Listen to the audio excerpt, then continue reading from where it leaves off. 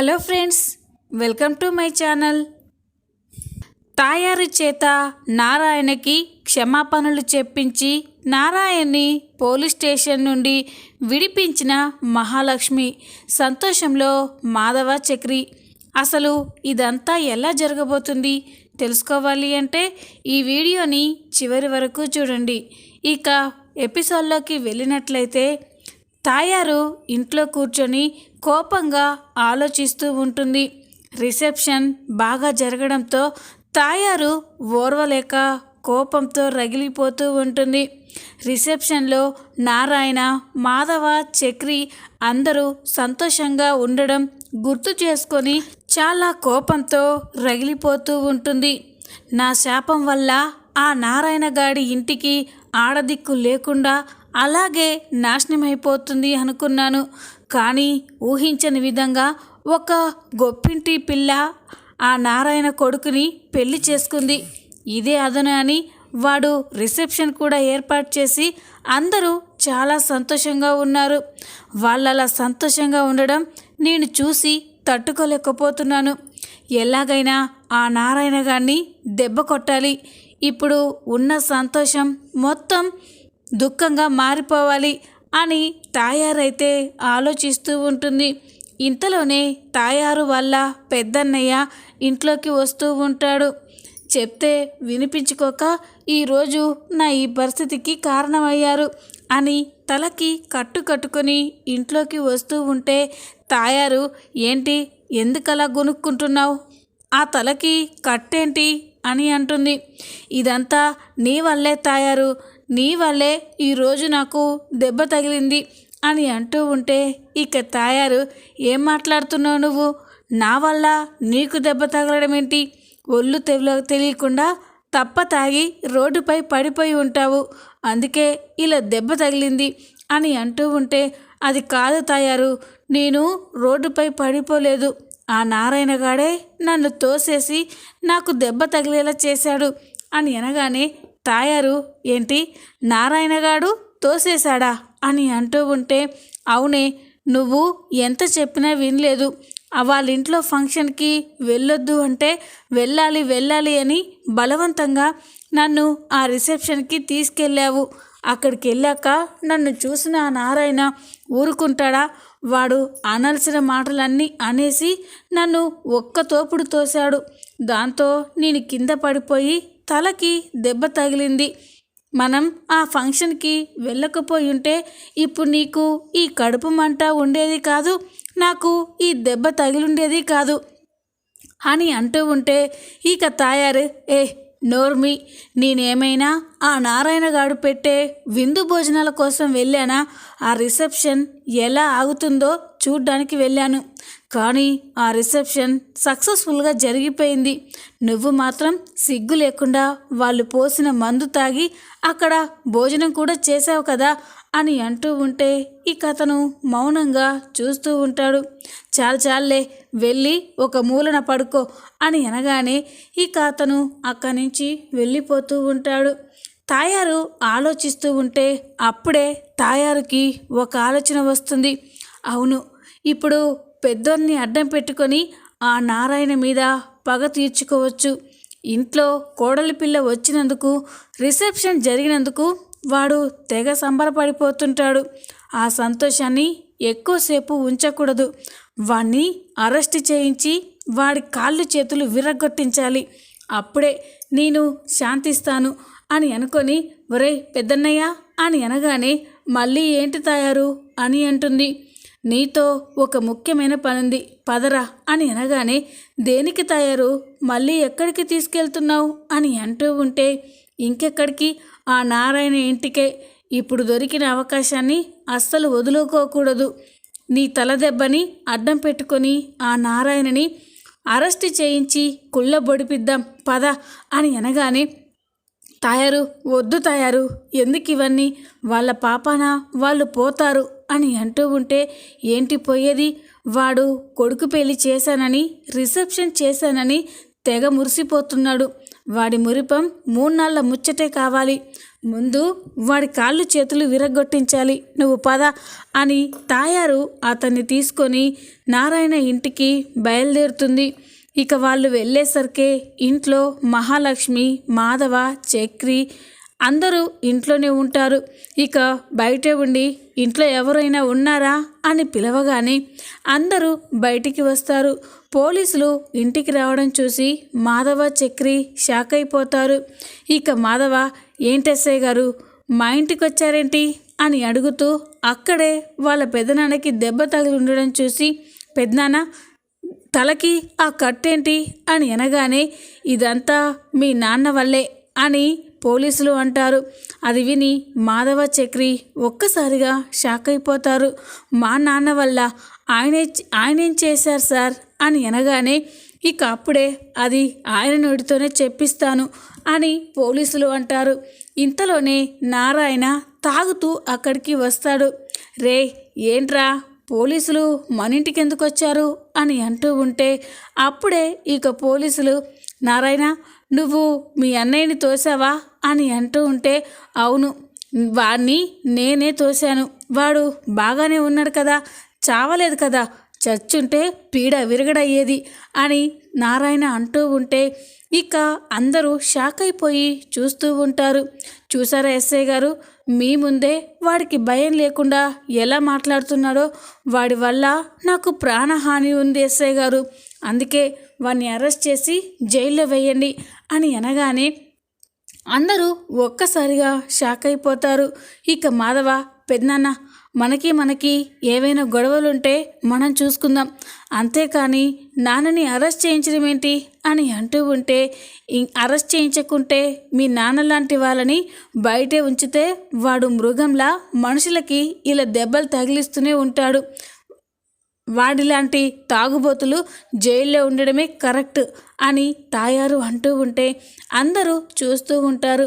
ఇక నారాయణ, వసే ఎందుకే నీకంత కడుపుమంట, నేను నా కొడుకు పెళ్లి చేసి రిసెప్షన్ చేశాననే కదా నువ్వు అది ఓర్చుకోలేక నన్ను అరెస్ట్ చేయించాలని చూస్తున్నావు అని అంటూ ఉంటే ఇక తాయారు కోపంగా చూస్తూ ఉంటుంది.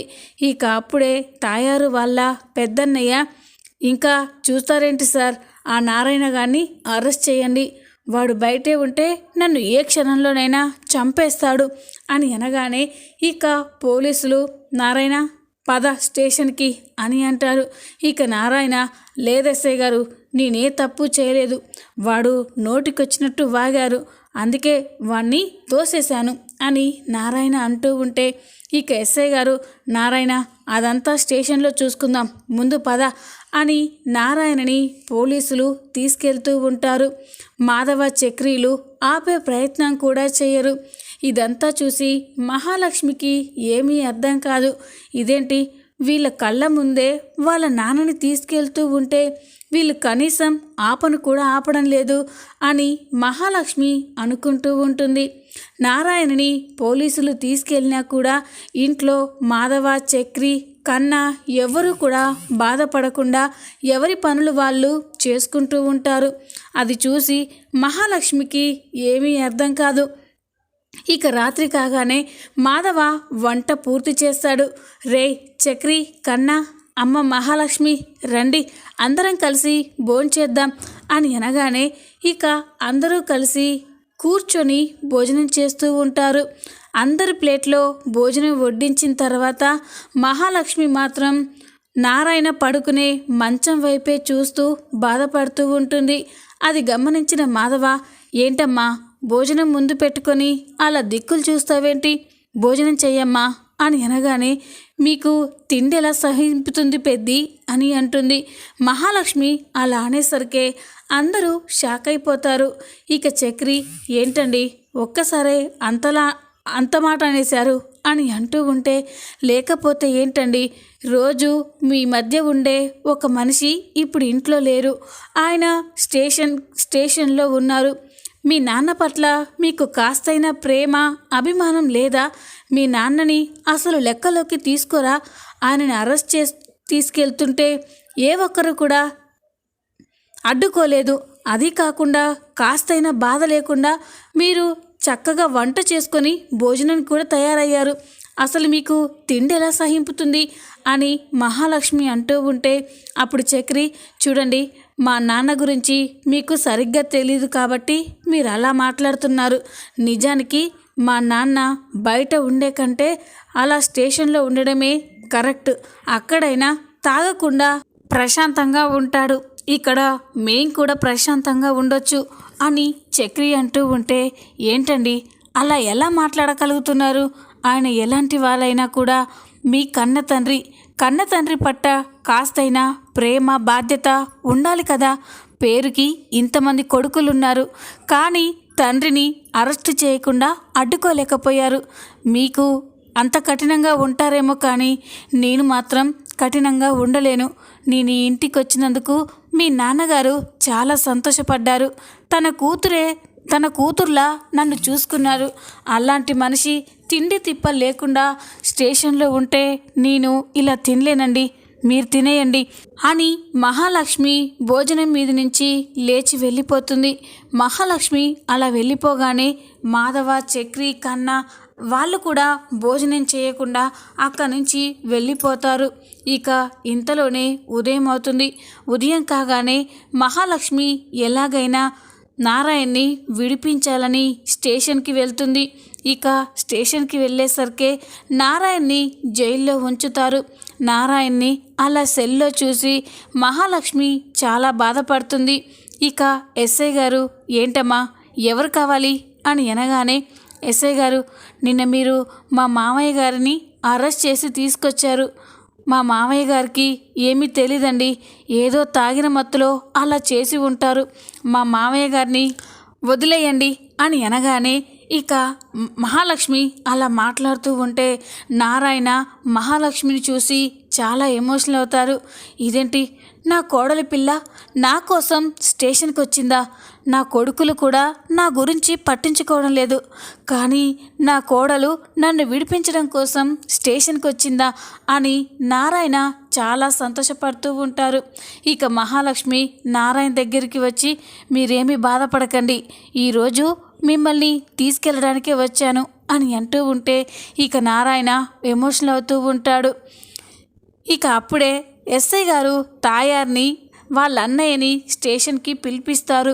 ఇక వాళ్ళు అక్కడికి రాగానే, ఏంటి ఎస్ఐ గారు మమ్మల్ని ఎందుకు ఇక్కడికి రమ్మన్నారు అని అనగానే, చూడండి ఎంత కాదనుకున్నా నారాయణ మీకు అన్న, మీ అన్నని మీరు ఇలా అరెస్ట్ చేయించడం పద్ధతి కాదు, ఇక్కడే రాజీ పడండి అని అంటూ ఉంటే ఇక తాయార్కి చాలా కోపం వస్తుంది. ఏంటి ఎస్ఐ గారు, ఏంటి వాడితో నేను రాజీ పడేది? వాడితో రాజీ పడే ప్రసక్తే లేదు, వాడు జైల్లోనే ఉండాలి అని తాయారు అంటూ ఉంటుంది. ఇక మహాలక్ష్మి తాయారు స్టేషన్కి వచ్చారన్న విషయం తెలుసుకున్న మాధవ, చక్రి, కన్న అందరూ కూడా స్టేషన్కి కంగారుగా వస్తారు. వాళ్ళక్కడికి వచ్చేసరికి తాయారు మాట్లాడుతూ ఉంటుంది. ఇక మహాలక్ష్మి, చూడండి మా మామయ్య గారు ఊరికే ఆయన్నేమీ తోయలేదు, నోటికొచ్చినట్టు మాట్లాడడం వల్లే మా మామయ్య గారు కోపంలో తోసేశారు, అంతేకాని కావాలని మామయ్య గారేమీ చేయలేదు అని మహాలక్ష్మి వాదిస్తూ ఉంటుంది. మహాలక్ష్మి అలా మాట్లాడడం చూసి మాధవ, చక్రీలు అలాగే చూస్తూ ఉండిపోతారు. ఇక తాయారు, ఇదిగో అమ్మాయి, నువ్వు ఎన్ని చెప్పినా ఆ నారాయణ గారిని వదిలే ప్రసక్తే లేదు అని అంటూ ఉంటే, సరే అయితే మీరు ఎన్నోసార్లు మా ఇంటి మీదకి వచ్చి ఎన్నో మాటలని మా వాళ్ళని అవమానించి మాట్లాడినట్టు నాకు తెలుసు. నేనున్నప్పుడు కూడా మీరు మా మామయ్య గురించి, మా పెద్ది గురించి, చక్రి గురించి, మా ఇంట్లో వాళ్ళందరి గురించి నోటికొచ్చినట్టు మాట్లాడారని నాకు తెలుసు. నేను దానికి ప్రతీకారంగా నేను కూడా మీ మీద పరువు నష్టం దావా కేసు వేస్తాను అని అనగానే ఇక తాయారు ఒక్కసారిగా షాక్ అయిపోతుంది. మహాలక్ష్మి అలా తాయారిని ఎదిరించి మాట్లాడడం చూసి నారాయణ, చక్రి, మాధవ అందరూ కూడా షాక్ అయిపోయి చూస్తూ ఉంటారు. ఇక తాయారు, ఇదిగో అమ్మాయి, ఏం మాట్లాడుతున్నావు? నా మీద కేసు పెట్టడం ఏంటి అని అంటూ ఉంటే, అవును, మీ మీద పరువు నష్టం దావా వేస్తున్నాను. ఇలా పరువు నష్టం దావా వేస్తే ఏం జరుగుతుందో తెలుసా? ఎస్ఐ గారు చెప్పండి అని అనగానే, చూడండి తాయారు గారు, పరువు నష్టం కేసు వేస్తే మాత్రం మీరు వాళ్ళ కుటుంబానికి 10 లక్షల జరిమానా చెల్లించాల్సి ఉంటుంది. అంతేకాకుండా కోర్టులు స్టేషన్లు అంటూ ఇలా తిరుగుతూనే ఉండాలి. నా మాట విని రాజీ పడండి అని అనగానే ఇక తాయారు అమ్మో 10 లక్షల నష్టపరిహారమా, వద్దు, ఎందుకొచ్చిన గోల, ఈ నారాయణగడ సంగతి తర్వాత చూసుకుందాం అని అనుకొని ఇక ఎస్ఐ గారితో సరే ఎస్ఐ గారు, ఈసారికి ఆ నారాయణ గారిని క్షమించి వదిలేస్తున్నాను, మేము రాజీ పడుతున్నాం అని అనగానే ఇక మహాలక్ష్మి నేనిప్పుడు రాజీ పడాలనుకోవట్లేదు, మీ మీద పరువు నష్టం కేసు పెట్టారని అనుకుంటున్నాను అని అనగానే ఇక తాయారు ఒక్కసారిగా షాక్ అయిపోతుంది. మహాలక్ష్మి అలా మాట్లాడడం చూసి నారాయణ, చక్రి, మాధవాలు కూడా స్టన్ అయిపోయి చూస్తూ ఉంటారు. అప్పుడే ఇక ఎస్ఐ గారు ఏంటమ్మా ఇంతసేపు ఆవిడ కేస్ వాపస్ తీసుకోనని చెప్పింది, ఇప్పుడు నువ్వు కూడా ఇలా మొండి చేస్తావేంటి అని అనగానే చూడండి ఎస్ఐ గారు, మా మామయ్యని అనవసరంగా అరెస్ట్ చేయించారు, అందుకోసం ఆయనని క్షమాపణ అడగమని చెప్పండి, అప్పుడే నేను కేసు పెట్టడం ఆపేస్తాను అని అనగానే తాయారు షాక్ అయిపోతుంది. ఏంటి, నేను ఆ నారాయణ గారికి క్షమాపణలు చెప్పాలా, అస్సలు కుదరదు అని అనగానే అయితే నేను కేసు పెడతాను, 10 లక్షలు రెడీ చేసుకోండి అని మహా అంటూ ఉంటే ఇక తాయారు షాక్ అయిపోతుంది. తాయారు వల్ల అన్నయ్య ఇగో తాయారు పోతే పోయింది, ఆ నారాయణ గారికి క్షమాపణలు చెప్పాయి, లేకపోతే 10 లక్షలు పోతాయి అని అనగానే ఇక తాయారు చేసేదేం లేక నారాయణ దగ్గరికి వెళ్ళి నారాయణ నన్ను క్షమించు, నేనే అనవసరంగా నీ మీద కేసు పెట్టాను అని తాయారు స్టేషన్లో అందరి ముందు నారాయణకి క్షమాపణలు చెప్తూ ఉంటే నారాయణ చాలా సంతోషపడుతూ ఉంటారు. మహాలక్ష్మి తెలివితేటలకి తన ధైర్యానికి అందరూ మెచ్చుకొని చాలా సంబరపడిపోతూ ఉంటారు. ఇక నారాయణ మహాలక్ష్మి దగ్గరికి వచ్చి మహాలక్ష్మి చెయ్యి పట్టుకొని చాలా ఎమోషనల్ అవుతారు.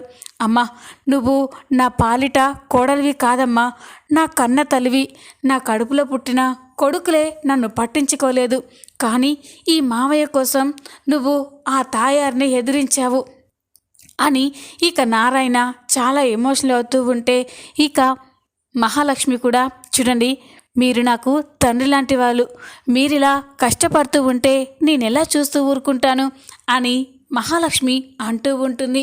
ఇదంతా చూసి మాధవ, చక్రి, నారాయణ చాలా సంతోషపడుతూ ఉంటారు. చూద్దాం రాబోయే ఎపిసోడ్లో ఏం జరగబోతుందో. ఈ వీడియో కనుక మీకు నచ్చినట్లయితే లైక్ చేయండి, సబ్స్క్రైబ్ చేసుకోండి. Thanks for watching.